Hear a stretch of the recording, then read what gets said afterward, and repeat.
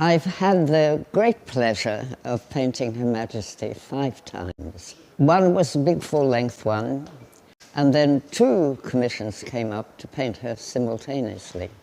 And also, at that time, there were 2 other requests for her to sit. So actually, I was painting about 4 of her at the same time. Different dresses, different background. And it was quite amusing, really. It was sort of, which dress am I in today? The one behind me for the Rifles Regiment just came out of the blue. I have a tendency to paint the human being, if I can.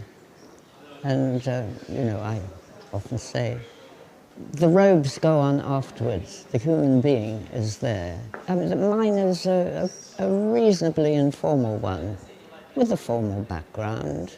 She's sitting there looking, I hope, like I've painted her. That is the Queen. I haven't inserted anything. I have made a statement about the woman sitting there. So we're standing in front of my portrait of the Queen here, which was commissioned for the Foreign and Commonwealth Office in 2019. And it came on the back of me winning the BP Portrait Award the previous year, which sort of put me in the frame. So when I got the email, I sort of had to read it about 5 times, really, and there's always an element of, obviously it's a great honor to be considered and asked to paint a monarch. But also there's a great deal of trepidation and fear around the whole process, because not every portrait of the Queen is greeted by the critics successfully. It can be a little bit of a poison chalice for an artist, and I think you're very aware of that from the offset. But at the same time, it's probably a once-in-a-lifetime opportunity for most artists. So of course you say yes, but you say yes, with a bag full of mixed emotions, really, about the whole process. My commission to paint the Queen came about through a prize that was sponsored by the Royal Society of Portrait Painters.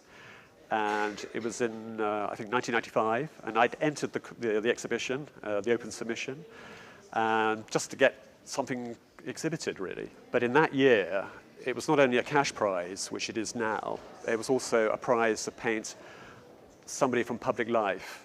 And the identity of the sitter was kept secret. Right up until the moment I got the phone call from the then President, Daphne Todd. She phoned me at home. I had no idea, I was just happy to get into the show. It was pretty amazing.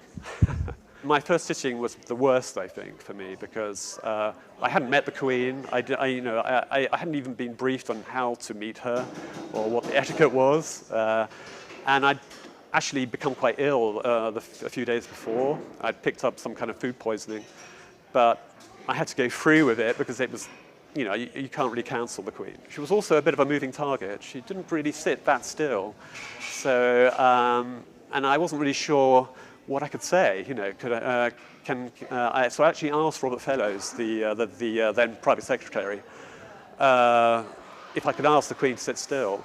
And he said, yeah, well, you're the boss. You go ahead and tell her. And so I did.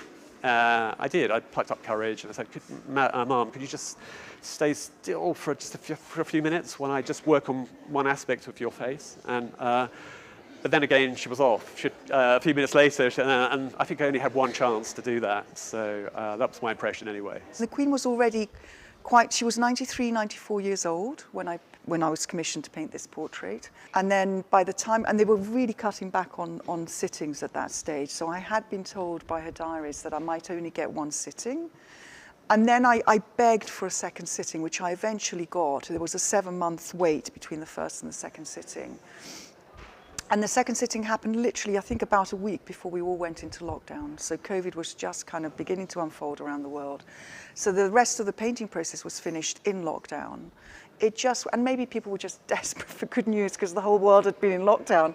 This footage just went all over the world in a way that I hadn't envisaged at all. So suddenly, yeah, I was just sort of contacted by media from all over the world. And I think actually that was when I realized what a truly global person she is, that she's actually the entire world is fascinated by Queen Elizabeth II. She's really probably the most famous person in the world. I think that's when the penny dropped, actually, for me.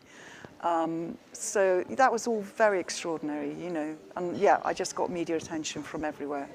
Of course, when you get a commission to paint any of the royals, just commercially, of course, prestige, and you can fool a lot of the public a lot of the time. I mean, you're no better a painter the day after you've painted the royals than you were before.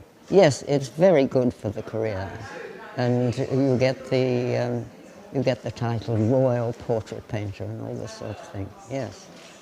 You mustn't let that affect you. And it's 25 years since I painted that, and I feel now that I'm part of that kind of lineage going right back, you know, to Van Dyck and Holbein. I don't think I'm on their kind of level, but I'm part of that, and it's that whole historical kind of process and history of painting, really, which I'm quite proud of, really, in a way. It's something that's really very significant. It's just an extraordinary honour, really, and privilege to be asked to paint a monarch in the first place, but also to realise that you are part of this continuity of art history. And again, that dawned on me during my first sitting, actually. I thought, my gosh, this is what artists have been doing for hundreds of years. And that's quite a thought and quite a sense of responsibility, really, that you take to your task.